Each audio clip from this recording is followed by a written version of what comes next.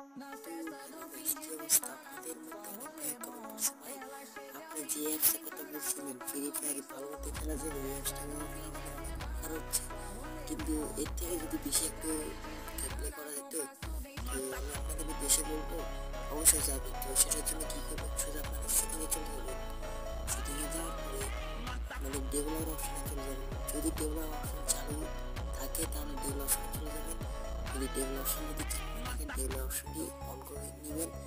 যদি table option on করতে যদি না পারেন আমাকে কমেন্ট বক্সে বলবেন, তাহলে আমি নেক্সট ভিডিওতে বলে দেবো কীভাবে টেবিল অপশন অন করতে হয়। তো তারপর সোজা টেবিল অপশন চলে যাবেন। যদি আপনাদের ফোন ডেভেলপার অপশনটি বিভিন্ন জায়গায় থাকে খুঁজে নেবেন, পাবেন, তবে সব মোবাইলেই আছে।